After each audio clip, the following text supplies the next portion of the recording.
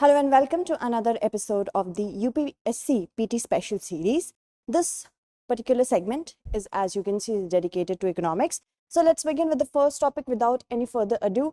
Derivative trading. What is it? First of all, we have to understand why is it in the news. Then only you will be able to make the connection between the news and the concept. So SEBI, Securities Exchange Board of India, has banned derivative trading of 7 agricultural commodity for next 1 year. The ban has been imposed on futures trading on the National Commodities and Derivatives Exchange, where derivatives related to agriculture, basically these are traded. Okay, so you have to remember the names of the agricultural products over here. You have to know what is NCDEX. Have, if you're watching it on your phone, make sure that you have some other phone or some other laptop that is connected to the internet, because you have to make sure that not only the what I am teaching here, that's fine, but what do you think? Connectedness is also important. So just Google what is NCDEX from your side as well. Okay, these crops include gram wheat paddy except basmati. This could be a tricky question. Soybean, mustard seed, crude palm oil and more. It could be asked. The SEBI has banned the futures trading related to which of the following agricultural products? Rice, including basmati, gram, mustard seed, crude palm oil. So you have to make sure that basmati is out of the ambit and all the others are included. So remember the names as well. This step has been taken to curb inflation. As we can see, food related inflation. The CPI, Consumer Price Index, has a lot of weightage for food inflation, for food category. So whenever there is an inflation with respect to food, then CPI also increases. So with respect to food, this has been done, food inflation. So a derivative is a contract between two parties. How many parties? It could have the presence of two or more parties as well, which derives its value or price from an underlying asset. So suppose I have an underlying asset that is rice. Okay, so the rice will be traded with the help of derivative. Why? Because first of all, it will give me, as suppose I'm a farmer, it will give me the assurance that even if price fluctuates, with the help of the derivative, I can make sure that I will get an income which is predetermined in nature, because that is a contract. Secondly, it will make sure that the food that I have produced, it gives me motivation to stay in agriculture so that I can continue with the production. This is the most important benefit of derivatives. Okay, the most common types of derivatives are forwards and futures. Those are financial contracts that obligate the contract buyers to purchase an asset at a pre-agreed price on a specified date. So two important factors about future derivatives. First is the price is pre-agreed. Okay, and secondly, the date is also specified. These two key factors are important. Then options, it provides the buyers of the contract the right but not the obligation to purchase or sell the underlying asset at a predetermined price. This is known as options. So remember like this, whenever the obligation is removed from the contract with respect to derivatives, it is known as options. Okay, then swaps. These are derivative contracts that allow the exchange of cash flows between the two parties. So cash flow is a very important factor in the swap derivative. Okay, let's move on. It is the trading of derivatives is considered the derivatives increase the efficiency of financial market, because the market, whenever the commodities get listed with the help of derivatives, the market starts to be more robust.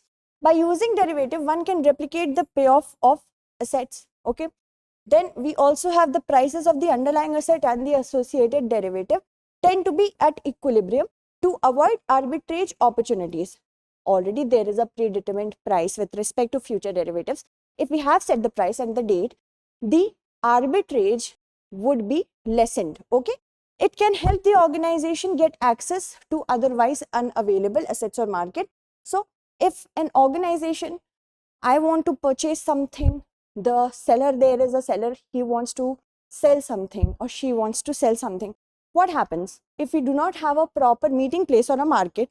then I might not be able to ever access that commodity, but future or derivative trading market makes it accessible. Okay, now let's talk about the NCDEX. As I told you, from your side also, try to make sure that you know about the institutes. Why am I saying that? If you have read about NCDEX, now this will be a revision for you.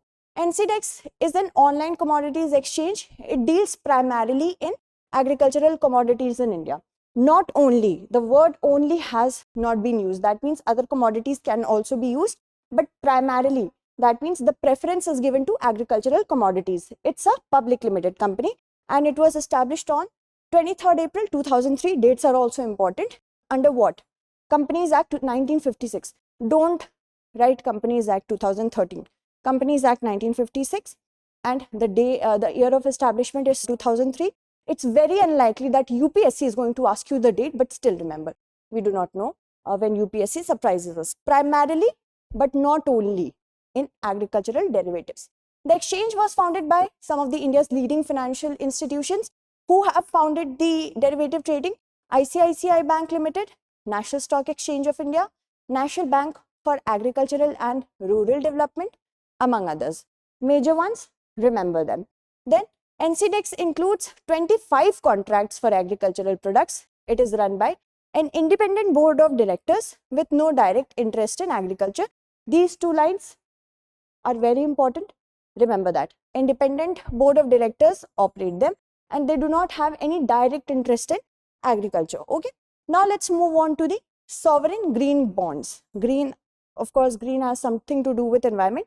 Remember that. Now, in the budget 2022, it was announced that the government proposes to issue sovereign green bonds in order to mobilize resources for green infrastructure. So, whatever funding will be done through green bonds will be channelized to those infrastructure which are environmentally sustainable or they are there to mitigate environmental hazards. Okay. The proceeds will be deployed in public sector. Okay.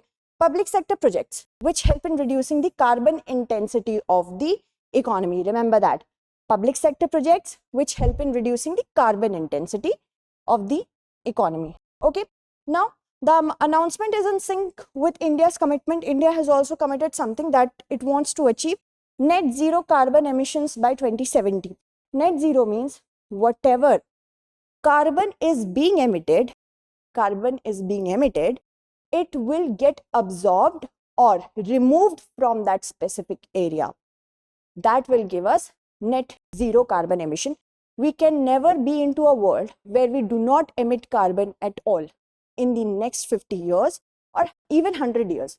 So that kind of situation makes us think that if we cannot remove our carbon emission, we have to make sure whatever is being emitted is removed from the atmosphere or the specified region. So this is net zero carbon emission. This has been asked in your examination of prelims. Okay. What are green bonds? They are issued to fund projects that have positive environmental benefits. Very easy. It provides investors with fixed income payments.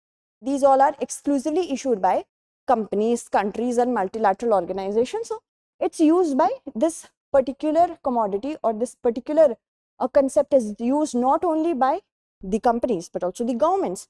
And the project can include what things? Renewable energy, clean transportation, green buildings, among others. And proceeds from these bonds are earmarked for green projects, which is very obvious in nature. International green bond market has seen cumulative issuance worth more than USD 1 trillion since market inception in 2007. And by the end of 2020, 24 national governments had issued sovereign green, social and sustainability bond. Next, let's see more of its features.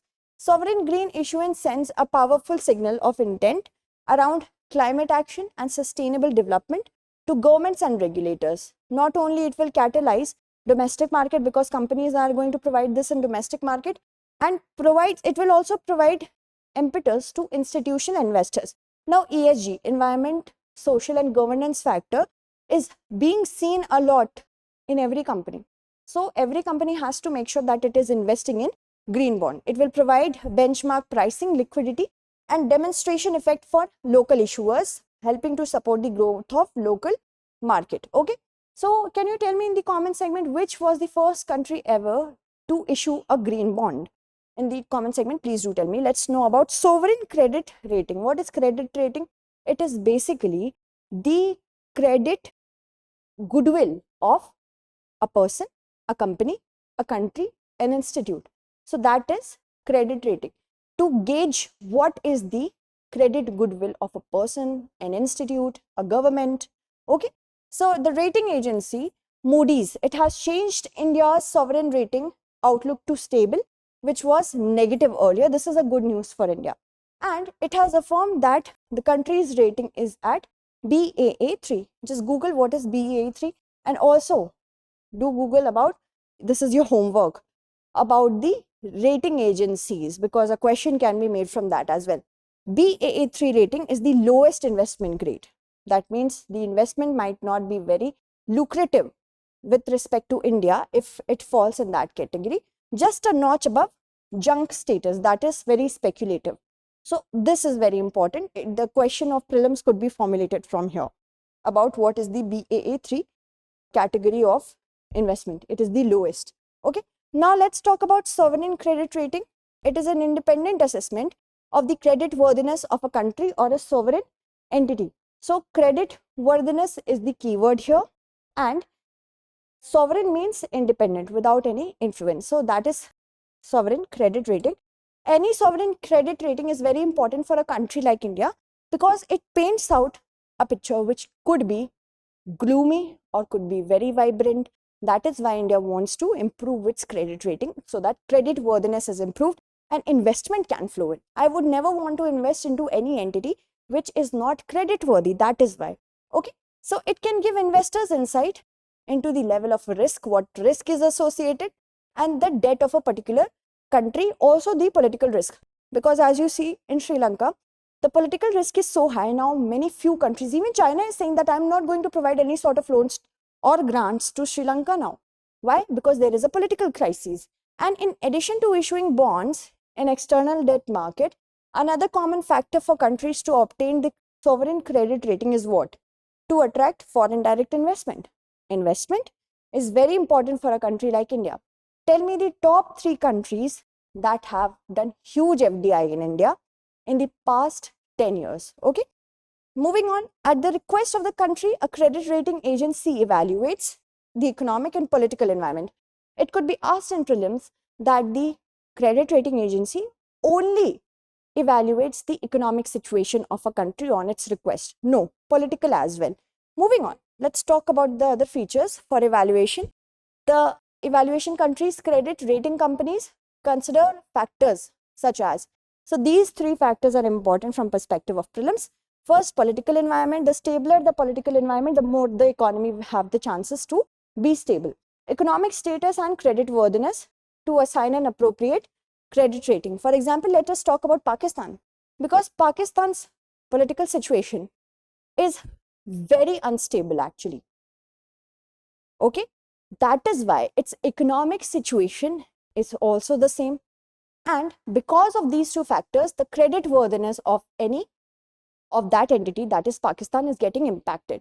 What is Moody's rating? Let's know about this. Moody's Investor Services. It's an organization that rates the credit worthiness of borrowers. That means if India is borrowing, that of course that means that Moody's will not talk about the credit worthiness of the creditor but the debtor, because the debtor has to eventually pay, right? So if the debtor is not able to pay, then there is a problem, and Moody's is for that only. The ratings are based on the standardized rating scale and measure the expected investor loss in the event of default.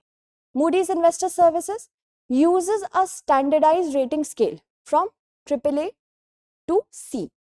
Here, AAA, that is capital A and double small a's, is the highest and C is the lowest. Okay.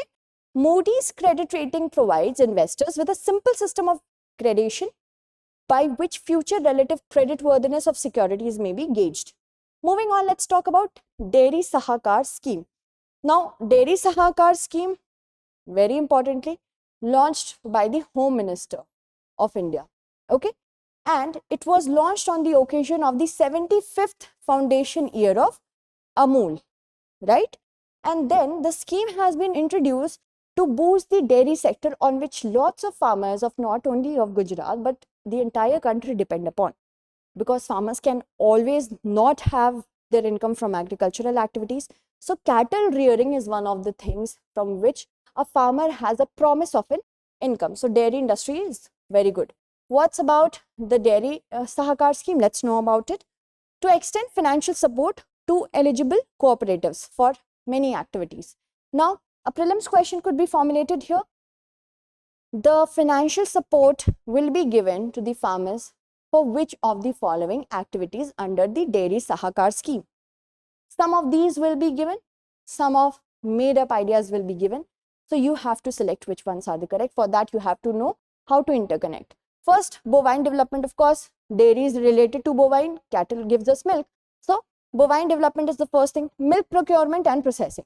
So after we have procured the milk, we will process it. For that, technology is also needed. Quality assurance, we do not only have to concentrate on quantity, but also quality. Then only nutrition will be available. Value addition, what are we doing more to make sure that the quality is sustainable in nature and does not, because these are perishable goods. For that also, we have value addition. Branding and packaging, so that consumer faith can be there. Packaging should be done in such a manner that it is commensurate with the branding practices. Commensurate means in proportion to. Okay. Marketing, how we will market the milk we have procured. Transportation and storage of milk and milk products, perishable items. So this infrastructure has to be developed as well. Managing exports of dairy products. Then we have to become huge exporter in terms of dairy. So as well, we have to earn foreign exchange for that as well. Okay. Now, the scheme will be implemented by NCDC. NCDC is what? National Cooperative Development Corporation. National Cooperative Development Corporation, which comes under the Ministry of Cooperation. A separate ministry has been formulated for taking care of the cooperatives. So, National Cooperative Development Corporation will be extending financial assistance. This is a very big question that could be formed. The Dairy Sahakar scheme has been launched by which of the following, or is being implemented, not launched, is being implemented by which of the following institutions? Okay. Then we have the options. First could be Ministry of Agriculture. Second could be Ministry of Commerce and Industry. Third is going to be Ministry of Cooperation. So NCDC and Ministry of Cooperation are linked. That is why we have to choose this option. Now, it's extending financial assistance to eligible cooperatives for dairy activities. The corpus is rupees 5,000 crore, and this will be invested into the scheme to realize the vision of from cooperation to prosperity. Purchasing Managers Index. The IHS Market India Purchasing Managers Index, the IHS Market Purchasing Managers Index has been launched and it was at 55.5. The time was April 2021 and it slightly changed from March's reading of 55.4. What is it? It is a survey based measure. Okay, remember that. It is a survey based measure. That means that survey has been done. A sample has been selected from which questions are asked. Survey based measure that asks the respondents about the change in their perception about the business variables. So the business variables could include many things. What is the market sentiment? What is the environment for investment? What is the sentiment with respect to if they are seeing companies are going to make profit or loss at certain period of time? What is their take on the governance? So many things are there. The purpose of PMI is to provide information about current and future business condition. So a tricky question could be asked, PMI gauges only the future market condition but not current. This is wrong because both are included. Moving on, the PMI is a number from 0 to 100 and whenever there is a print above 50, what does that mean? It means that expansion is going to take place. That means the economy will prosper. And if it is below 50, that means the economy is contracting. That is their perception. A reading at 50 indicates that there is no change at all. Okay. Also, if the PMI of the previous month is higher than the PMI of the current month, it represents that the economy is contracting. I hope you can make of this and these numbers. What is the sentiment? Okay. Moving on. If we talk about the PMI It's usually released at the start of every month. So if it is a question, PMI is released only on an annual basis, on an annual record. No, every month it is given out. It's considered as a leading indicator of economic activity. PMI is compiled by whom? IHS Markit for more than 40 economies worldwide. Now this is a global leader in information analytics and solution for the major industries and markets. Remember that. And as the official data on industrial output, manufacturing and GDP growth comes much later, what does it help? PMI at least gives us a predetermined understanding of the upcoming indicators. So this is very important. Moving on, let's talk about Transport and Marketing Assistance Scheme. Now, the Ministry of Commerce and Industry has revised the TMA scheme for specified agricultural products. It was launched in 2019. So what do we have to remember here? The scheme Transport and Marketing Assistance was launched in the year 2019. It could be asked 2020. Don't do that. Don't take it correct. It's 2019. Why was it launched? To provide financial assistance for the transport and marketing of agricultural products. Very simple. Now, exports are the main crux that we have to make sure that we remember. It is with respect to transport and marketing, that means exports over here. And the commodities to certain countries in Europe and North America. So these are the major markets for India with respect to agricultural commodities. Okay, moving on. Under this particular scheme, the government reimburses or returns a certain portion of freight charges and provides assistance for the marketing of agricultural produce. Not only financially, the government returns or reimburses a portion of the freight charges. First point is that it will also help us in marketing of the product. Then the assistance was available for export of eligible agricultural products to the permissible countries. Now, it could be written in prelims all countries. No, permissible country, there is a condition. The revised scheme has included dairy products. So, what is the new addition over here for prelims? If it is asked, it's the addition is with respect to dairy products. Remember about the dairy Sahakar scheme, like that you have to interrelate. Okay, and also increased rate of assistance.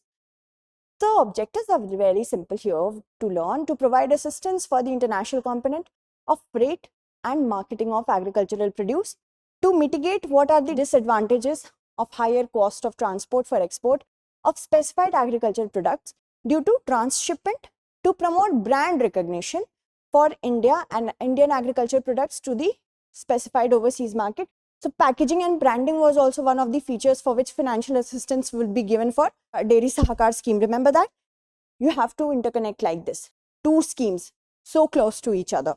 Okay. Now let's talk about Changing Wealth of Nations report. Let's talk about that now. World Bank has published this report, Changing Wealth of Nation. It could be asked in your prelims exam. Changing Wealth of Nations report has been launched by or published by which of the following? World Economic Forum, Organization for Economic Cooperation and Development, OECD.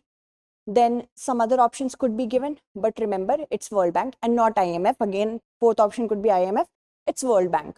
It shows that economic growth can only be considered truly sustainable when economic growth will be considered truly profitable, lucrative and returning or rewarding in nature when human and natural capital are a part of the equation. That means human development is also there and natural capital, that means the environmental capital, is also developed. Then only we will talk about that wealth has increased in terms of economy. Also, the report has found that the world's wealth increased significantly across the globe from 1995 to 2018. Remember, these two numbers could be asked in prelims.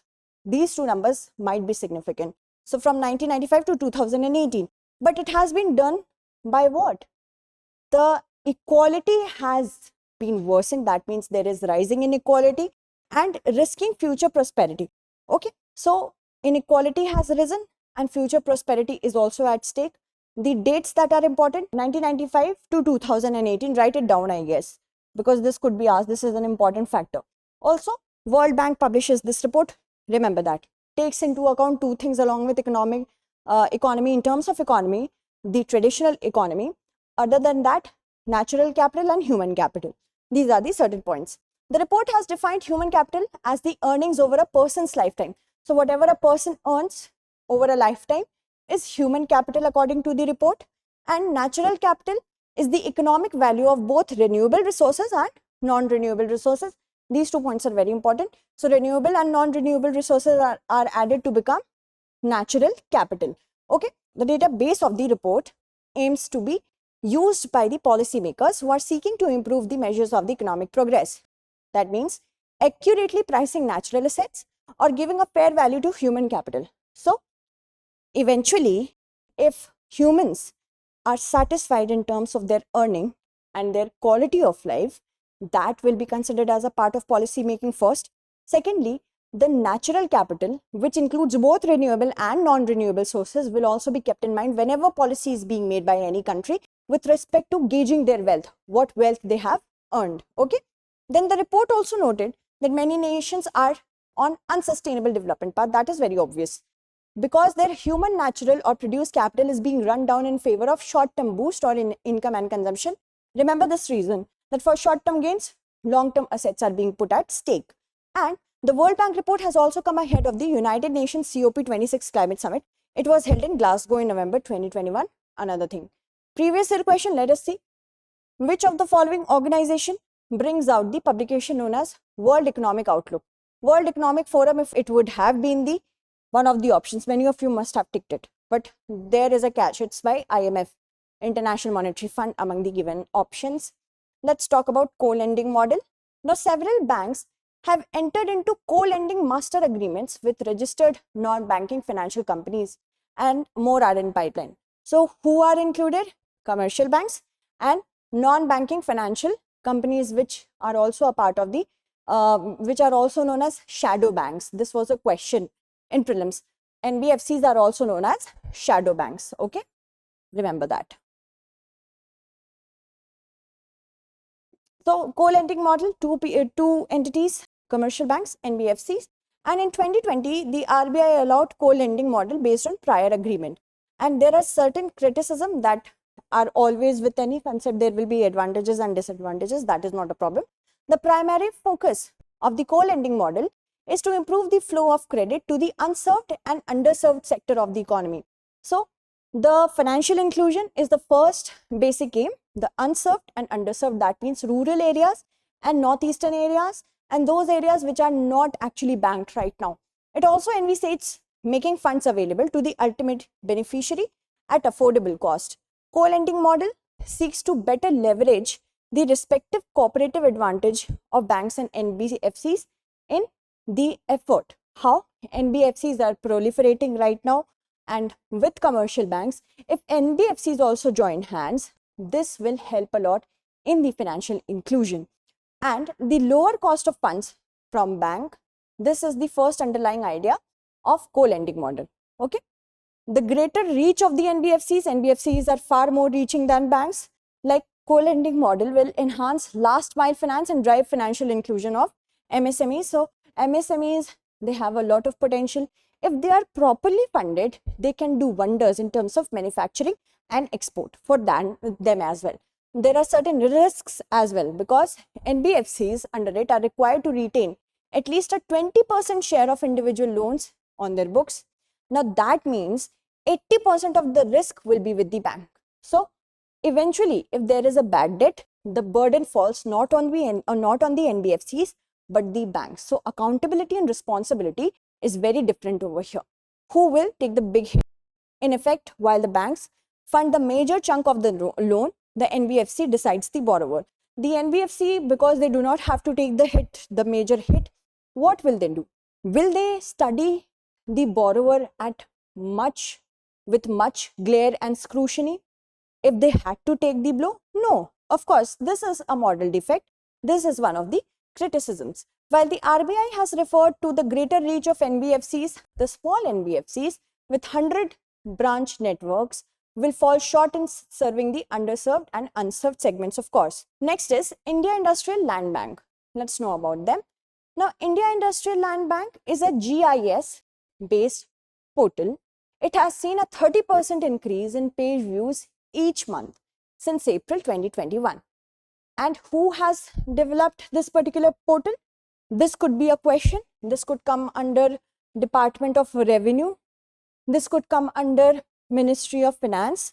This could come under many other organizations which could be related, but it has been built by or established by Department for Promotion of Industry and Internal Trade.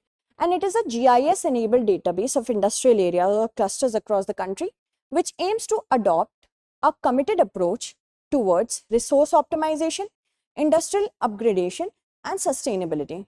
The portal serves as a one-stop solution to the free and easy accessibility of all industrial information, also provides links to state GIS portals and state lead banks. Geographic information system, let's know about this. It's a computer system to capture, store, check, and display data that is related to the position of the Earth's surface. Of course, this is very easy. This is nothing to be taught in much detail. It can use any information that includes location. Location can be expressed in many different ways. It includes data about people as well, such as population, income, education level. So this is something, a point to be noted. Not only location, but population, income, and education level is also included. It also includes information about the sites of factories, farms, and schools, or storm drains and roads.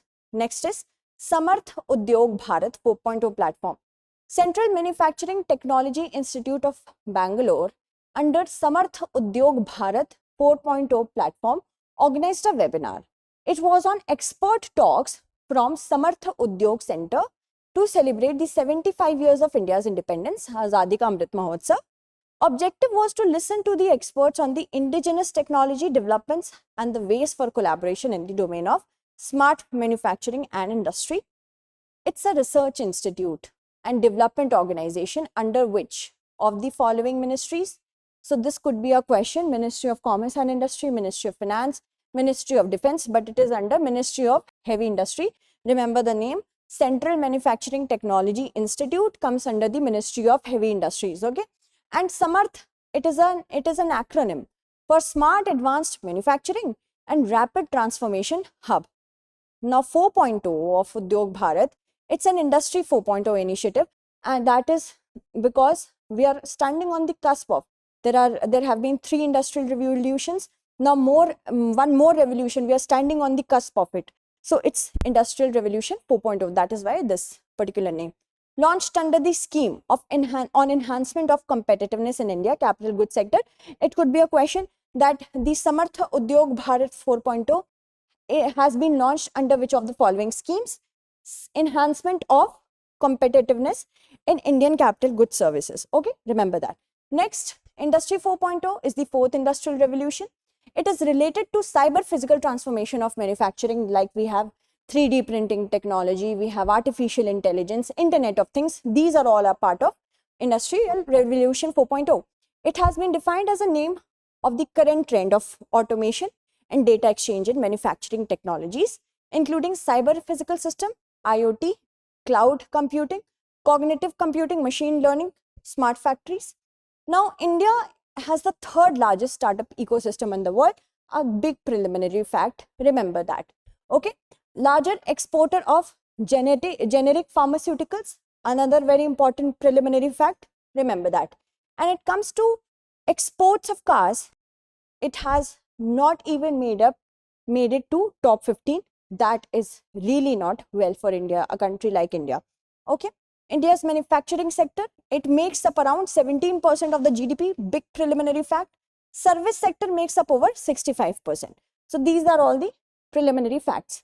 That's it for today. Soon we shall meet again with next particular segments. Thank you so much for watching.